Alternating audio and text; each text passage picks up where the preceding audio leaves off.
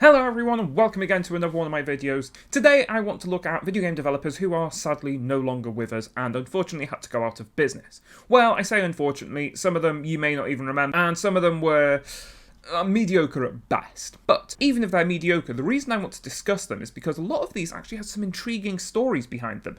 Certainly more interesting than some of the developers that simply went out of business because they made a bad game. Even the ones who made a bad game and got away with it because it sold well, due to unethical tactics such as critical review embargoes. Yes, that is actually a thing that some companies do. Sony, I'm looking your way on this one. You will then develop a bad reputation and people aren't going to trust the next game that you put out.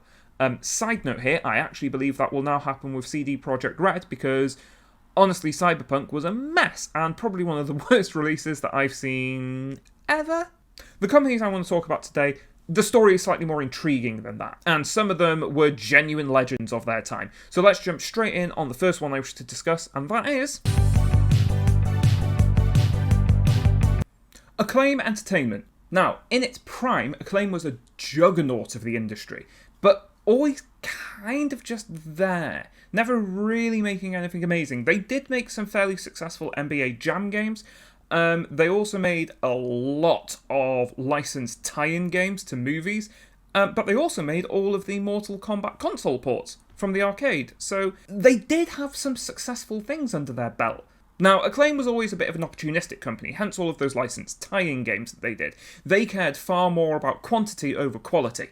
So, why did Acclaim go under? Well, nothing major really, just declining game sales. In my opinion, I think it's because they never had any real sort of surefire IPs under their banner that people would rush out and buy, like a killer app, the term is. A good one would be Zelda for Nintendo, or Mario for Nintendo, or Smash Bros for Nintendo, or in the 90s, Final Fantasy for Nintendo. Acclaim didn't have any of that. So over the years, this quantity issue just caused them to fade into the background. No one really cared about them anymore. Now, I do think that this was the quality over quantity issue. Another big problem for Acclaim was that they just didn't really modernise with the times. As video games were becoming a much more serious business, much more effort was put on quality of the games.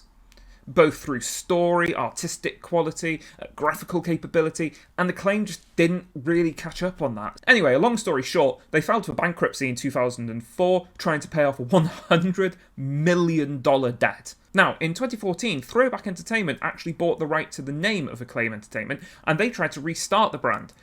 It did not go well. People talk about things ending badly, well, this started badly. It went nowhere. Much like back in 2004, it's because people simply didn't care anymore. Whilst Acclaim might have had an enormous library of games, there was nothing really that drew people in, so after that failed restart attempt, that's the end of Acclaim Entertainment.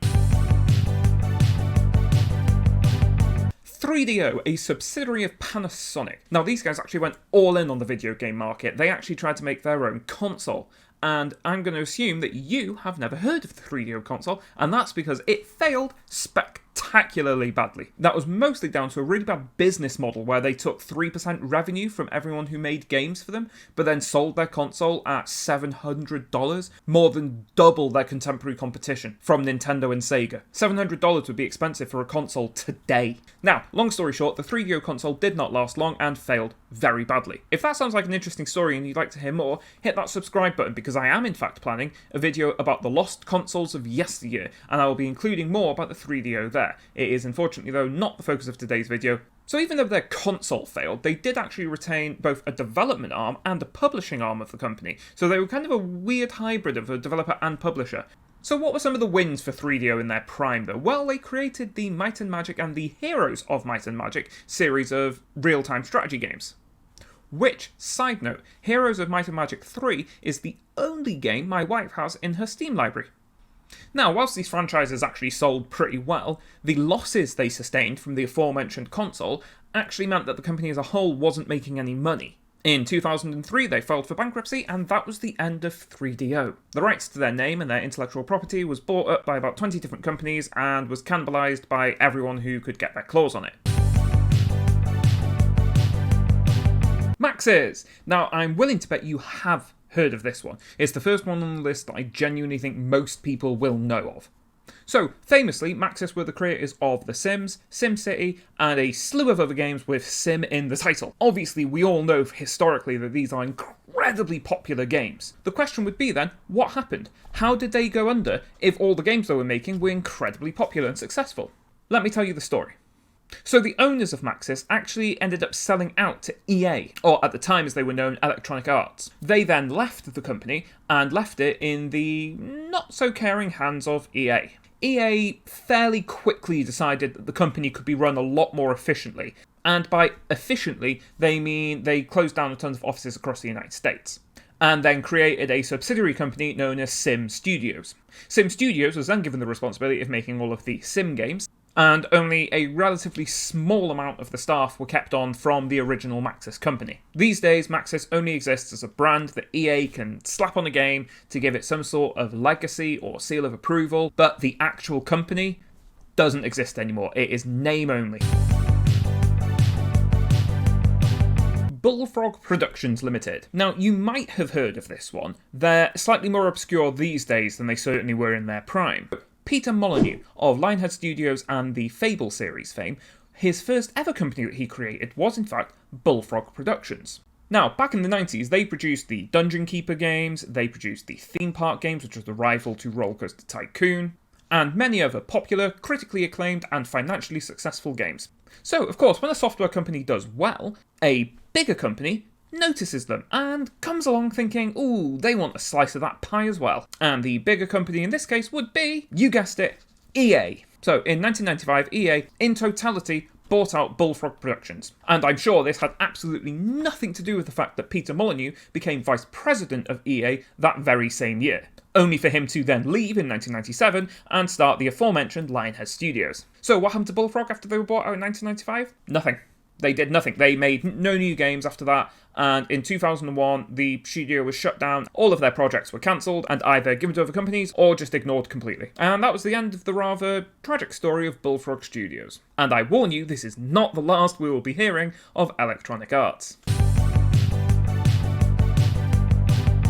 THQ. Now, if that name is ringing a little bit of a bell in your mind, that's because they were the original makers behind Saints Row and the Red Faction series of games. Now, these games had their fans, sure, but nothing THQ made was mind-blowingly popular. And that became kind of a bit of a death knell for it, because eventually they defaulted on a $50 million loan from Wells Fargo. And then this ended up being the catalyst for a chain of events that just meant that THQ was losing money hand over fist. They just lost more and more and more and more money. They ended up actually having to sell off the licenses to their most popular games, like Saints Row, which then left them with kind of nothing of value. They still produced games, sure, but none of it was particularly popular, and it was nothing anyone had ever heard of. It had no legacy, it had no lineage that people would really latch onto. They were eventually bought out by a company called Nordic, who actually then changed their name to THQ Nordic. I'm assuming because THQ at least still had some relevance behind it. Certainly more than Nordic, anyway. And then that was the end of THQ. More of a whimper than a bang, I suppose. Westwood Studios, the creators of the incredibly successful Command & Conquer line of real-time strategy games. Now, side note, Red Alert was the first real-time strategy game I ever played on my family PC, because yes, back in the 90s all you had was a family computer that for some reason in my house sat in the living room, and I am not going to be all nostalgic about it and say those were the days, because frankly, they were not the days.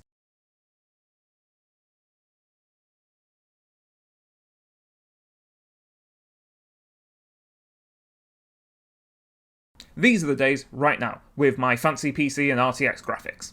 Anyway, back to the content. By the mid-90s, Westwood Studios has developed a reputation for selling absolutely stellar quality games with extremely high production values, and actually meeting their deadlines, which was actually a problem that plagued the PC gaming industry at the time. Personally, I would argue it still is. So again, what happened? If they were selling games that were successful, where are they now? Well, when a smaller company does well, a bigger company comes along thinking they can have a slice of that pie. Hang on, does this sound familiar? Maybe it does. Anyway, Westwood Studios were bought out by EA. Rather interestingly, when Westwood was bought, a lot of its staff simply left. They were unhappy with EA, they did not like the way EA worked or the new company culture that they were bringing in, And it just seemed to be a bit of a corporate culture clash, and a lot of the staff just up and went. This meant that most of the planned games that Westwood Studios were working on never came out. They ended up being cancelled because there was no staff to man the project. And then a lot of the ones that weren't cancelled ended up being really weird games, like a Command & Conquer game that was a first-person shooter for some reason, even though the advertising made it look like the standard RCS that you would think it would be. Of course, these games ended up not selling very well, so that gave EA the ammo they needed to close down Westwood Studios, sack all of the staff, and then keep the intellectual property to themselves. So yeah, to cut to the end of the story, EA shut down Westwood Studios in 2003, and that was the end of their legacy. Are we noticing a pattern here? Atari. Now, this is definitely a name you've heard. They are one of the juggernauts of gaming, one of the granddaddies of the video game industry. Honestly, at this point, the idea of Atari going defunct has lost all meaning to me. It seems like it's only every other month that I open up the internet and see yet another article about Atari being bought out by some other company. Now, although Atari is still around and still publishing and developing games, they are not the same Atari of the 70s and early 80s. That Atari was actually dissolved in 1984 after their disastrous release of E.T. the Extraterrestrial caused the great video game crash of 1983. Now, if you want a bit more detail about E.T. and why that game was so awful, go check that link in the corner. It's a video I made recently about some of the worst games ever made, and I include a lot more detail there. But for now, we'll go back to this story, and yeah, that Atari was shut down in 1984. Now, the actual Atari brand still had quite a lot of clout behind it, so a lot of people decided it was still quite a lucrative idea to be able to get their hands on the intellectual property. So, three main companies, GT Interactive, Hasbro Interactive, and Infogrames, have all owned various stakes within the company over the last several decades. But in 1999, Infogrames became the sole owner of the Atari brand, and then actually rebranded themselves as Atari. I'm going to assume, much like the THQ Nordic change, this was because Atari had a lot more legacy and a lot more clout behind their name than Infogrames did. Can I also just talk about how weird the name Infogrames is? It kind of sounds like they were going to go for Info Games, but that was taken by somebody else, so they just went, yeah, put an R in there.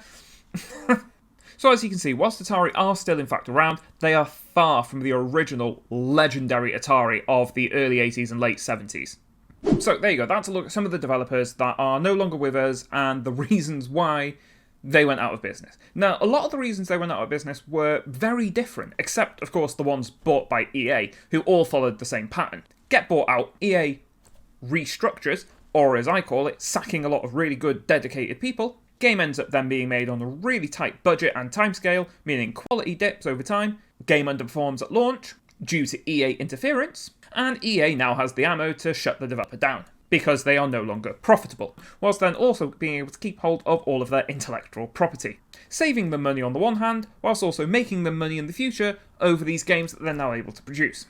I'm not going to lie, I do have a bit of an ulterior motive for this video. It was mostly to point out how awful EA are. They do this time and time again, and it's not just them, it happens with shocking frequency in the video game industry, and it is not fair. You know, a lot of these companies, like EA, they are constantly hiring new people to work on stuff. Is there no way they were able to restructure without sacking all of these dedicated, hard-working people? And I get it, these are businesses, they're there to make money, particularly the publishers. They're not that bothered about making good games, that's on the developers. But still, I just think this business practice is awful, and it's certainly not good for the consumer, because it just means that quality of games dips over time, and legendary titles like Red Alert and Command & Conquer end up just going the way of the dodo. But that'll be it from me today. Thank you so much for watching, I really do appreciate it. If you've gotten this far, do please consider giving this video a like, it would mean a lot to me, and it does help with the algorithm as well. If you want to see more of my stuff, hit that subscribe button. I upload weekly. Well, mostly weekly. I didn't upload last week because I wasn't feeling well, and honestly, I'm still not really. You might be able to see I look a bit pale and gaunt today. And if you want to watch more of my stuff right now, well, there'll be two videos that appear on screen here and here. And this one is the last video that I made, whilst this one is a YouTube suggestion that they think you'll like from my catalogue. And again, thank you so much for watching. I really do appreciate it. You stay safe out there. I'll see you next time.